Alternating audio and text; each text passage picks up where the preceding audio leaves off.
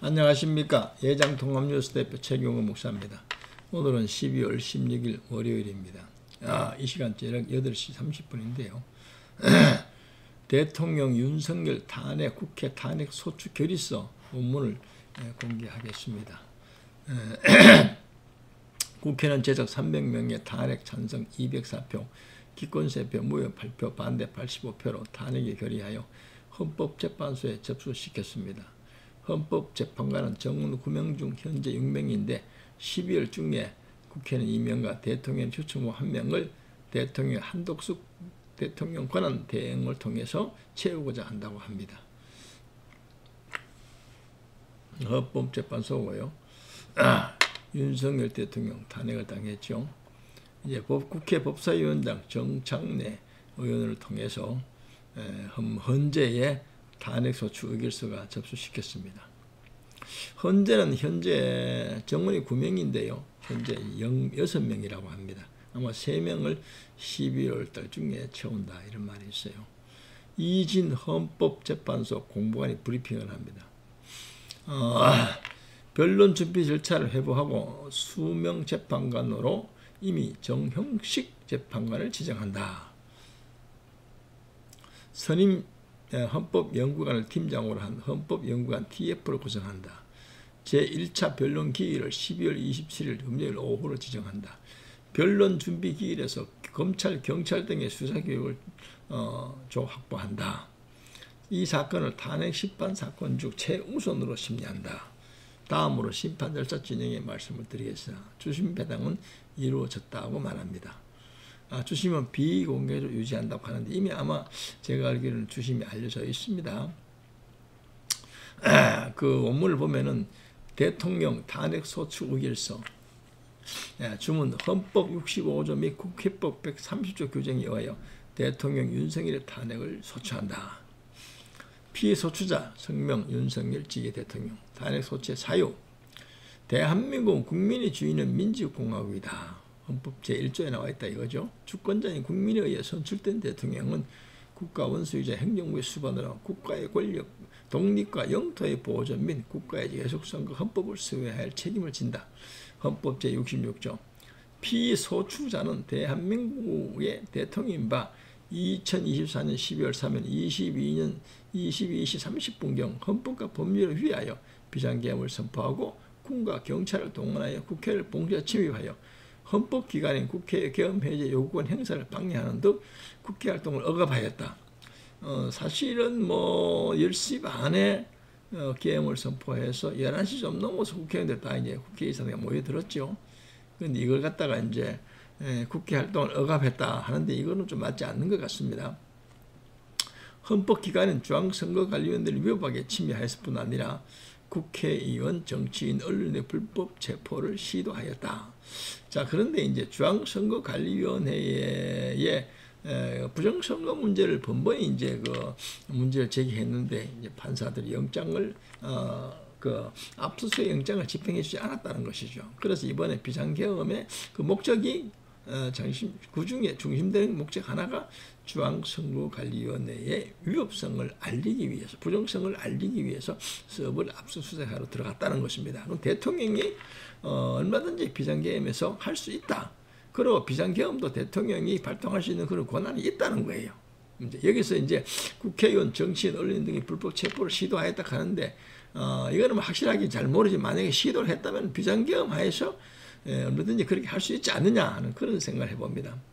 피소추자는 국회를 문란하는 목적으로 그 요건과 절차를 위반하여 비상계엄을 선포하고 무장한 군과 경찰을 동원하여 국회를 침입한 등 국회와 국민을 협박하고 폭행하는 일련의 폭동을 일으킴으로써 대한민국 전역을 평온을 해야 하는 내란죄를 범하였다.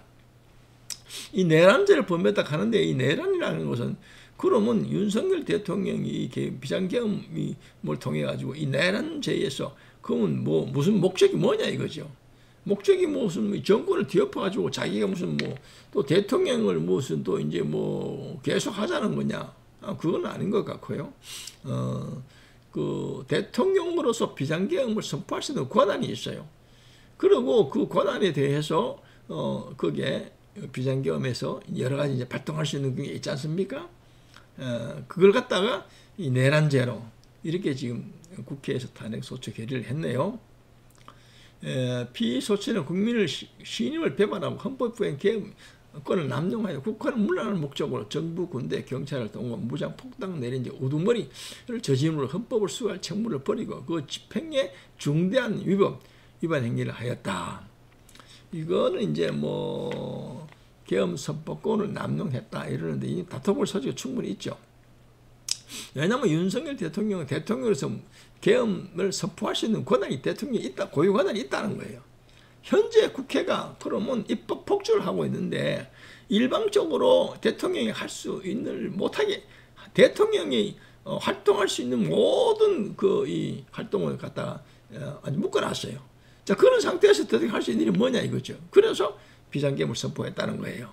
이걸 또 더군다나 내란죄라 하는 내란죄라 하면 자기가 무슨 목적으로 뭐 대통령 이상 더 자기가 밑에 있으면 몰라도 대통령인데 대통령이 사실 뭐 새로운 나라를 뒤엎으려고 하는 그런 거라고 이게 내란죄인데 과연 내란죄가 성립하겠습니까?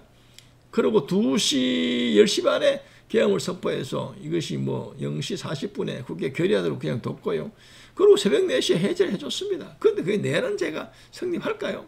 여기 보면 내란죄, 직권남용, 남용 권리 행사 방해죄, 특수공무 방해죄 등 범죄 행위를 통하여 국민 주권주의 및 대외민주주의, 헌법, 대민주주의, 법치 국가 원칙, 대통령 헌법 및 헌법 준수 의무, 권력 분립의 원칙, 군인 및 공무원의 정치적인 중립, 정당제와 정당활동의 자유, 거주 이전의 자유, 직업 선택의 자유, 언론 출판의 집회 결사 등 표현의 자유, 근로자의 단체 행동권, 국회의원 불체포 특권, 국회의원의 포결권, 헌법과 법률이 정한 바에 국권을 통수할 의무, 국회 계엄 해제 요구권, 헌법에 규정된 비상계엄 선포 요건과 절차,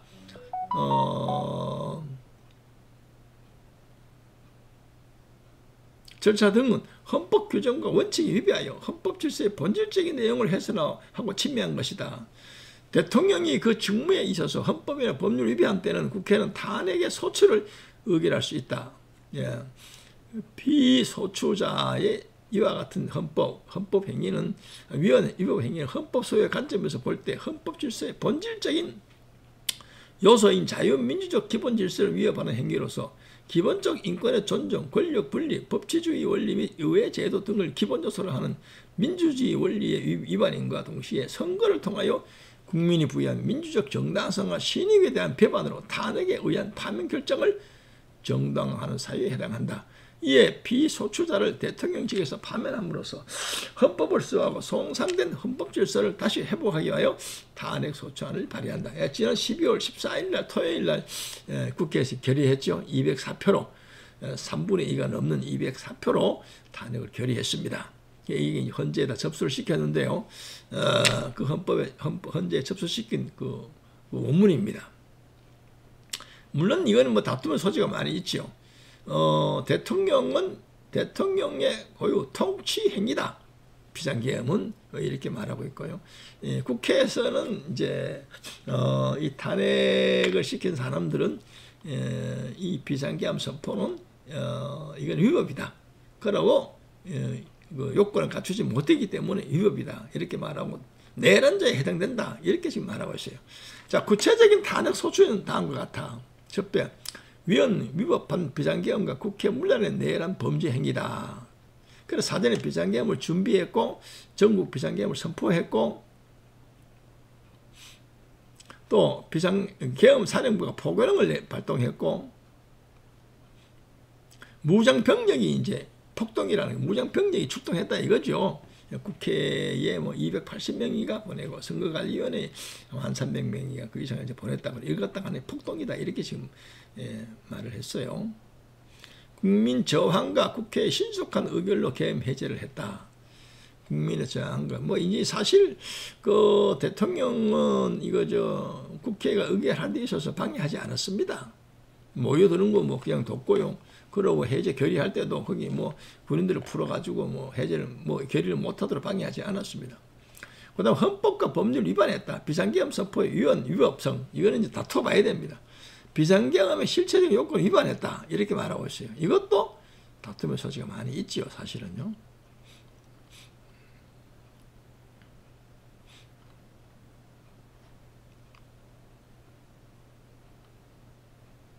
그 다음에 이제 소결. 결국 피소추자의 2024년 12월 3일 전국 비상계엄 선포는 헌법과 계엄법의 실체적인 요건과 절차적인 요건을 전혀 갖추지 않았다. 이로써 피소추자는 헌법과 법률 위반하였고 그 정도는 매우 중대하다. 그리고 또 두 번째로 내란에 해당되는 국헌 문란 행위를 했다는 거예요. 윤석열 대통령을 내란 우두머리로 표현을 했습니다. 내란죄, 그래서 국회를 문란했다. 헌법 및 법률 위반의 중대성을 가지고 왔다. 그래서 결론,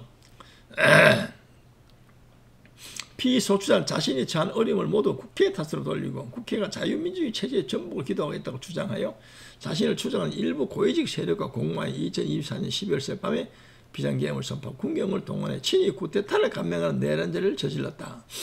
이거는 윤석열 대통령은 이 비상계엄을 선포하게 된 이유는 야당의 일방적인 어떤 폭고, 입법 폭고, 또 대통령이 일을 못하도록 발목을 다 잡았다는 거예요. 그 숫자가 190명이고요. 또 예산을 갖다가 완전히 삭감해버리고요. 이렇게 해서 대통령이 할 수 있는 일이 없다는 거예요. 탄핵을 2년 동안에 22명이나 탄핵을 시켜버리고 이렇게 해서 입법, 사법, 행정 모두를 갖다가 묶어버리다가 할 수 없이 국내적으로 이제 비상계엄을 선포했다는 것입니다. 여기에서 국회가 탄핵 소추 결의한 거하고 전혀 상황이 다르죠. 여기도 헬기와 군용 차량, 무정 병력이 동원된 가운데 쿠데타를 막고 국회를 보호하기 수많은 시민들이 국회를 향하였다. 자, 이랬는데 사실은 뭐 진짜 계엄을 선포하면은 국회의사들 다 에워싸버리고 시민들이 못 모이도록 해야 되는데 그날 계엄은 시민들이 자유롭게 모였고요. 또 국회가 결의하도록 자유롭게 결의했습니다. 그래서 6시간 만에 해제했습니다. 그런데 이걸 내란으로 볼 것이냐? 그래서 이 비상계엄을 그 윤석열 대통령이 선포한 것은 목적은 뭐냐? 종북 세력을 척결한다든지 자유민주주의 수호하기 위해서 그리고 그 거대 야당의 폭거에 대해서 국민들이 알리기 위해서 비상계엄을 선포했다. 또 거기 하나 더 보태서 선거관리위원회 지금까지 선거 부정을 알리기 위해서 비상계엄을 선포했다. 이렇게 말하고 있어요. 그래서 윤석열 대통령이 말하는 거하고 이 야당이 지금 국회에서 결의한 거하고 전혀 차이가 많습니다. 이제 헌재 시간이니까 헌재에서 이제 다투어 볼 소지가 많이 있겠죠. 그래서 윤석열 대통령은 김홍일 전에 그 방통 그 위원장을 갖다가 그분도 탄핵당했죠. 법률 대리인으로 선정을 했습니다. 그래서 앞으로 다투어 보고 또 때에 따라서 윤석열 대통령이 직접 그 헌재에 출두해서 자기가 변론하겠다. 지금 이렇게 밝혀지고 있어요. 여기에서 이제 국가의 주인은 국민이고 대통령 국민제에 대한 봉사자이다. 모든 권력은 국민들 나온다. 대한민국 국민은 국민의 신임을 비판할 때 행사를 용서하지 않는다. 대한민국 국민은 민주공화국의 국민주권주의, 민주주의, 법치주의 원칙을 이 탄핵 소추로 확인하고자 한다. 이 사실은 모든 권력은 국민으로부터 나오는 거 아니죠. 하나님께로부터 나오는 거예요. 대통령은 하나님께로부터 위임받은 사람입니다. 그래서 위로는 하나님의 여러분들이 경외하고 기도하면서 그 아래서 통치를 해야 되는 겁니다. 대통령이 권력이 자기에게 나오는 것도 아니고요. 국민들이 그 권력을 주는 건 아닙니다. 모든 권력은 로마서 13장에 보면은 하나님이 주신다. 이렇게 말하고 있어요. 여당이나 야당이나 하나님을 다 두려워해야 됩니다. 여기에 박찬대, 박구나, 한구나, 천하람, 윤종호, 용해인, 한창민 190명의 국회의원들이 국민의 뜻을 받들어 피소추자의 탄핵 소추를 발의한다. 이렇게 헌법재판소에 제출한 탄핵소추 결의서를 공개합니다. 그게 국회 자료에서 발췌해서 지금 오늘 우리 예장통은 뉴스신문에 실었습니다. 증거자료는 전부 신문에 나온 내용입니다. 뭐 SBS, 연합신문, 서울신문, 뭐 채널A, YTN, 경향신문, 뉴시스, 뭐 CBS, MBN 뭐 이렇게도 할 수 있나요? 신문에 나온 그 기사를 63가지 3번 쓴 각종 신문의 기사를 참고자료를 붙였습니다. 뭐 어느 것이 맞는지 그건 알 수 없죠. 여러분들이요. 뭐 야당 측에서는 헌법 국회에서 결의한 사람들은 내란이다. 비상계엄은 불법이다. 여러분 내란은 사형까지 선고할 수 있는 겁니다. 자 이렇게 말하고 윤석열 대통령은 대통령의 통치 행위다. 비상계엄은 할 수 있는 것이 법에 나와 있다. 그러고 법대로 국회가 해제 결의를 해서 거기에 따라줬고 그러고 비상계엄 예수님은 해제했다는 거예요. 그래서 이것이 과연 내란이냐 어떻게 볼 것이냐 뭐 이런 뭐 내일 헌재에서 판단하겠죠. 사실은요. 그런데 우리나라에서 이제 국민효준 보면은 일방통행하고 있어요.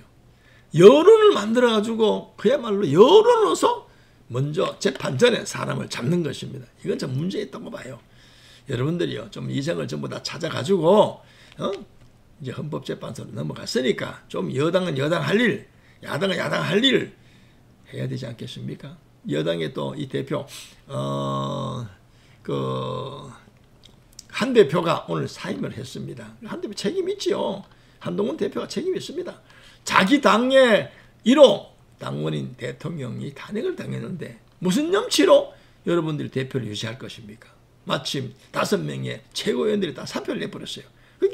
그러니까 최고위원회를 할 수가 없습니다. 자동 해임이 돼. 해임과 같은 것입니다. 사실은요. 자, 그래서 곧 이제 국민의힘은 비대위를 아마 설치할 것 같습니다. 거기에 지금 현재 원내 총무가 권성동 의원인데 곧 아마 비대위가 이제 구성된다 이렇게 지금 알려지고 있습니다.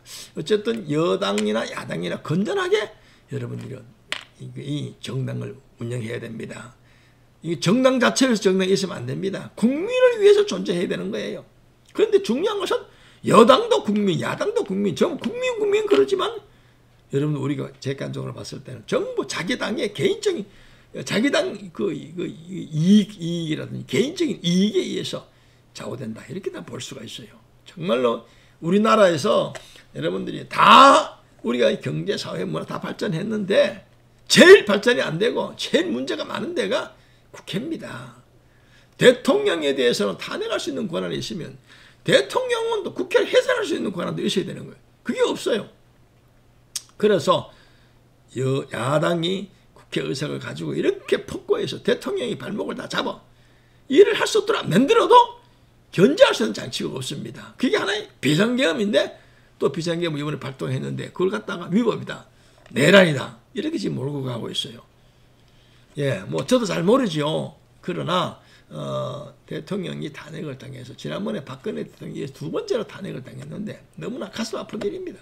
물론 그 전에 그 노무현 대통령도 탄핵을 당해서 그거는 빨리 풀려났었죠. 기각을 받아가지고 너무 참 이 보수층들이 아주 안타까워하고 있습니다.